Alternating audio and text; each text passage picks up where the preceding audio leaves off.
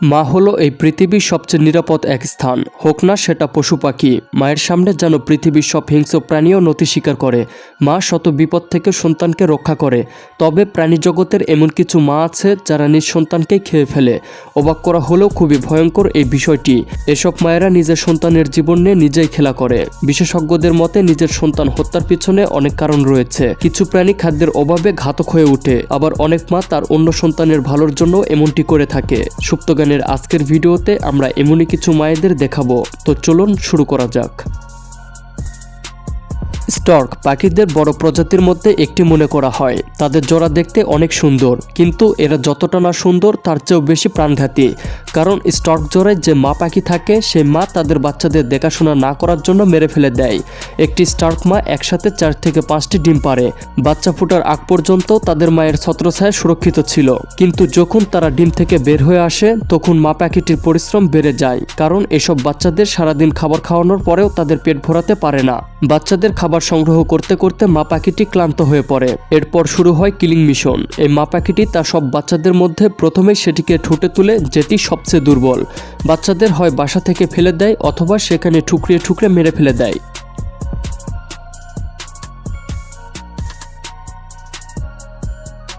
Shark এমন একটা জীব যার কিছু প্রজাতি ডিম দেয়, আবার কিছু প্রজাতি বাচ্চা দেয়। যে প্রজাতি বাচ্চা দেয় তারা একসাথে 2 থেকে 300টি বাচ্চা দেয়, আর যে প্রজাতি ডিম দেয় তার শরীরে একটি থলেতে থাকে।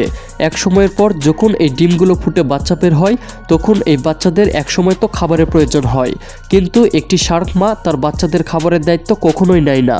তখন এই ক্ষুধার্ত বাচ্চাগুলো একে অপরকে খেতে শুরু করে। ঠিক মানুষদের মতোই তাদের জন্ম নেওয়ার আগে লড়াই করে টিকে থাকতে হয়। 2 থেকে 300টি বাচ্চাদের মধ্যে 1টি বা 2টি বেঁচে থাকে, যারা এসব বাচ্চাদের মধ্যে সবচেয়ে স্ট্রং এবং শক্তিশালী হয়। শার্কের পেটের মধ্যে এই লড়াই 9 থেকে 12 মাস পর্যন্ত চলতে থাকে। যখন এই বাচ্চাদের 12 মাস কমপ্লিট হয়ে যায়, তখন মায়ের পেট থেকে বের হয়ে আসে।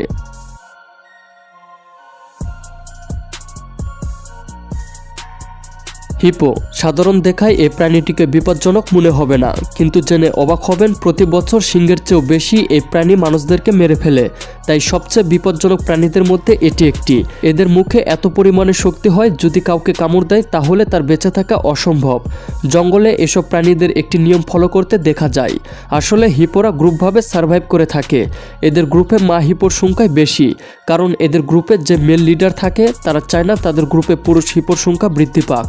তাই সেই লিডার দেখে দেখে মেল হিপোর বাচ্চাকে মেরে ফেলে দেয়। তাই ফিমেল হিপো তার বাচ্চাকে নিয়ে অনেক বেশি কেয়ারিং হয়, কিন্তু তার বাচ্চা যদি মেল হিপোর গ্রুপে চলে যায় তাহলে তার বেঁচে থাকা প্রায় অসম্ভব।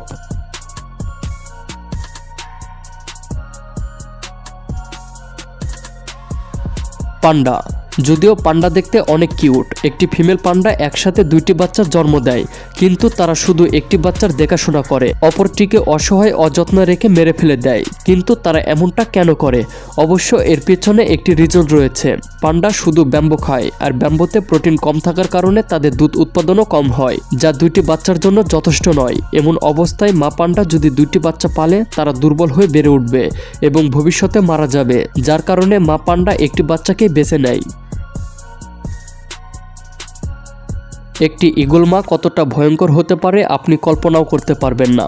ঈগলের যদি কয়েকটি বাচ্চা থাকে এবং সে বাচ্চাদের মধ্যে যে বাচ্চাটি সবচেয়ে দুর্বল তাকে মেরে ফেলে দেয়, এরপর সে মৃত বাচ্চাটিকে অন্য বাচ্চাদের খেতে দেয়।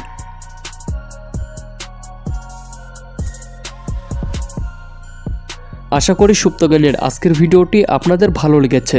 যদি ভালো লাগে তাহলে একটি লাইক করতে পারেন। আপনারা যদি এ ধরনের ভিডিও দেখতে পছন্দ করে থাকেন তাহলে সুপ্তজ্ঞান চ্যানেলটিকে সাবস্ক্রাইব করুন। ভিডিওটি এ পর্যন্ত দেখার জন্য ধন্যবাদ।